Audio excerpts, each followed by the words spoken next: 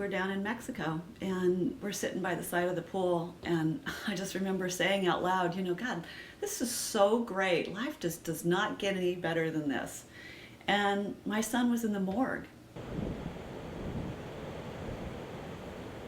I married Bryan when Trevor was about 9.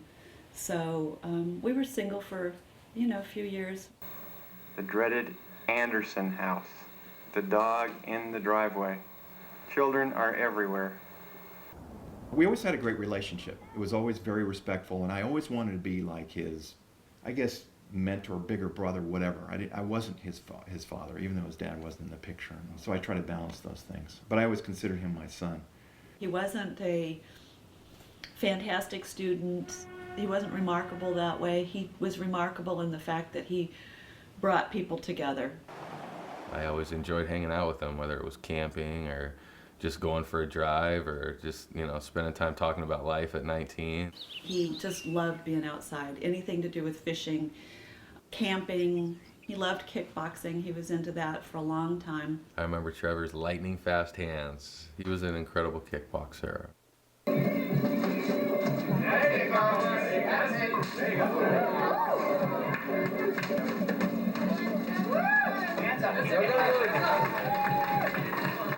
Robin and I at night, we could hear Trevor come in because he'd be speeding around the block wherever he was, I can tell you there wasn't anyone I'd get in the car with that I felt safer with than him as far as driving ability, or that I thought he was going to be making the right decision or not pushing it too far. We get this false sense of confidence in our cars when we put roll cages and better suspension, and you like driving fast. You like pushing the limits. You like seeing how far you can go.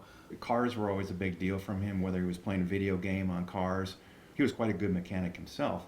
Then he's thinking about going and studying to be a mechanic. And so he was very much into automobiles.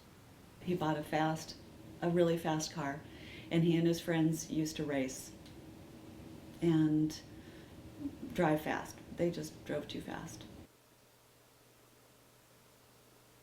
We'd been down in Mexico. I do remember we were leaving Saturday afternoon. Trevor was home.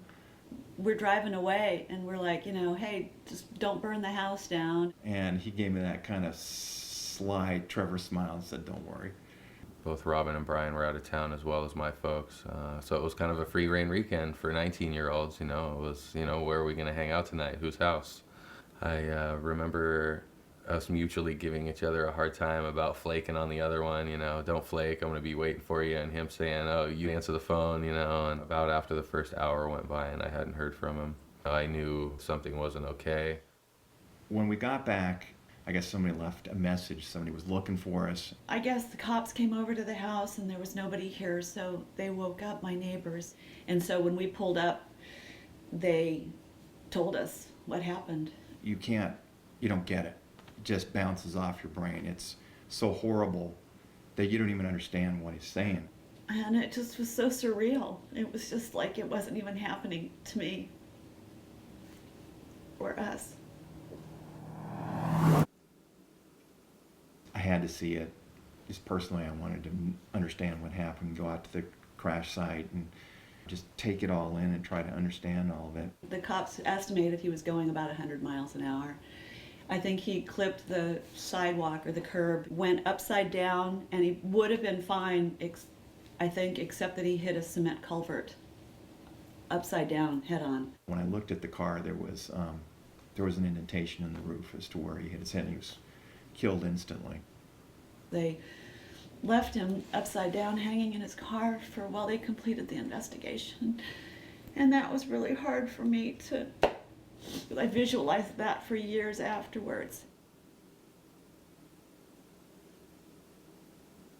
A lot of the stuff in his car went everywhere. And I spent a lot of time walking in the field and just trying to find things, papers and CDs and just to get a piece. It was black for a long time, and I just sort of felt like my whole life, like Trevor was a thread. And pulling that out just made everything in my life unravel. I remember crawling into his bed and just laying there. And we would just sob together until, she fell asleep. we put up a memorial bench down at Moonlight Beach, overlooking one of his favorite beaches, a place where people could go and, be with him. Getting Trevor's initials down on my stomach was a way that I could assure myself that I would never forget. It reminds me every day, when I get out of the shower, to make sure, you kiss your kids goodbye, make sure you tell the people around you how you feel. You don't know what's around the corner. You only take your skills into consideration, and you don't think about all the little things that come into play. I'll never be the same after he died. A part of me was just ripped out. And you have to learn to live with that, because that's the only choice you really have. Okay, I'll quit bugging you. I just wanted to get you on tape. This is like July 1995. He's almost 16 years old.